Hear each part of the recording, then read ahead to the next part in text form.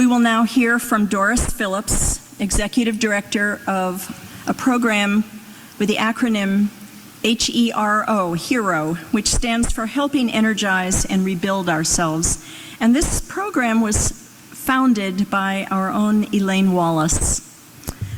Elaine, why don't you stand so that we can acknowledge you.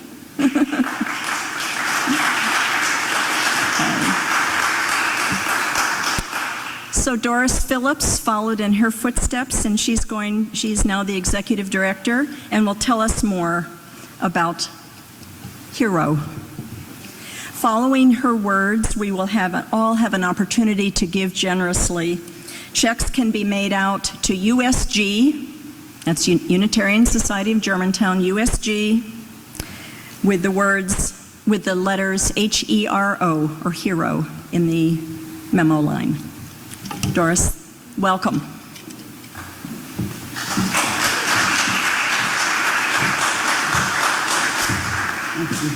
Good morning.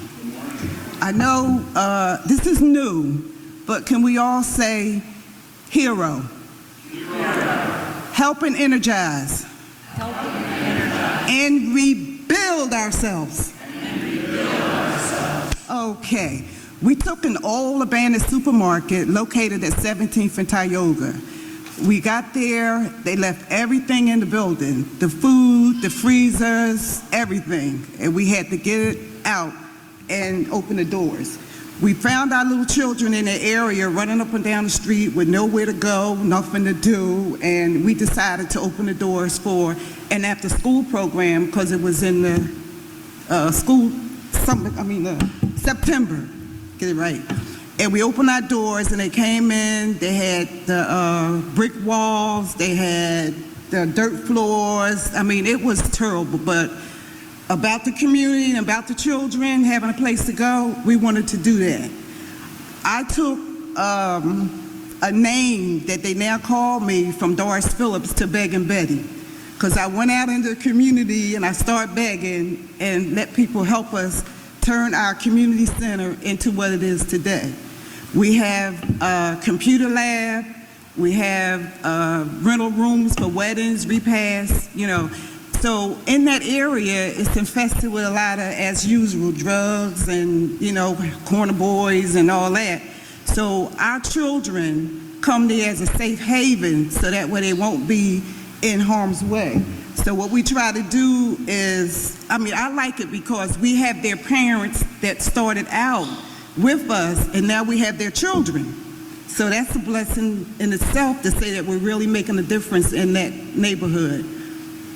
We also have food that we give away, clothing, you know, but my main concern is family. I'm a family person. I want to get the parent, I want to get the child, I want to get the guardian, so that way they can all be as one. Right now, it's not like that. The children are defending for themselves, eating and doing, you know, whatever, and I don't like that. I want the mother, the father to sit down and have a meal together. I want to plan trips that they can go on. During the summer, we have a summer camp, which is going on right now, where we have the parents' participation. We don't have a lot of staff because we don't have money, but we do have volunteers who come in and support whatever we're doing to make it work.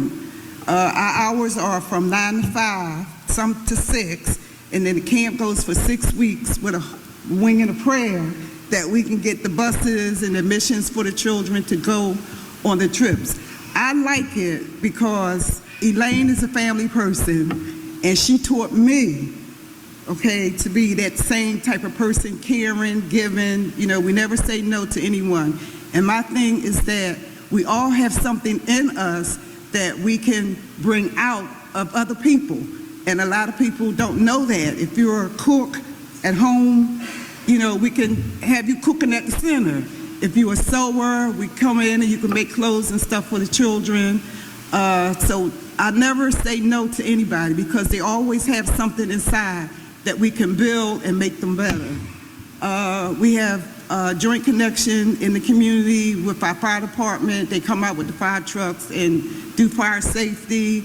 We have our politicians, quote unquote, they don't do, but they know we're part of the community. We have a fenced-in yard that we have the kids for a safe place. I don't know if you remember back in '96 where Amy Willard was adopted on the Blue Route, and her body was dumped in the North Philadelphia area, 16th and Indiana. We as H.E.R.O took that lot where she was dumped and made it into a Hope Park garden, and in memorial of her. So that gave the teenagers at that time, they were like 14 or 16, a caring that they wanted to be part of. And they took that park and they made it into a place where they go and they have prayer meetings, we have barbecues, you know, so that's where I see a lot of our children, which are now adults, that's giving back to H.E.R.O.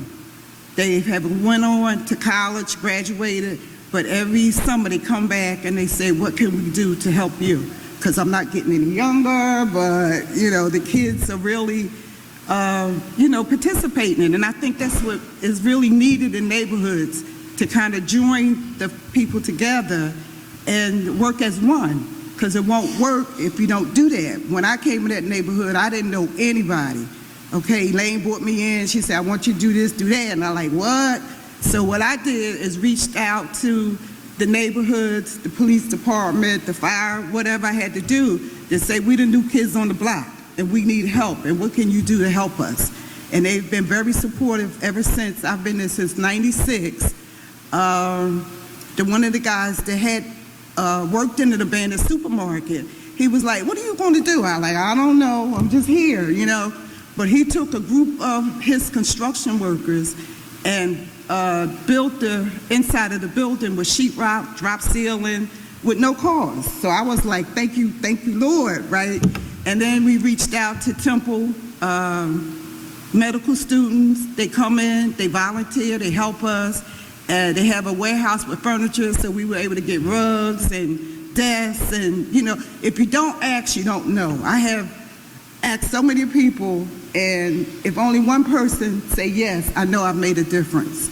So again, I mean, I can go on and on because there's a big story. I say I write about it, but helping, energize, and rebuild ourselves to help others.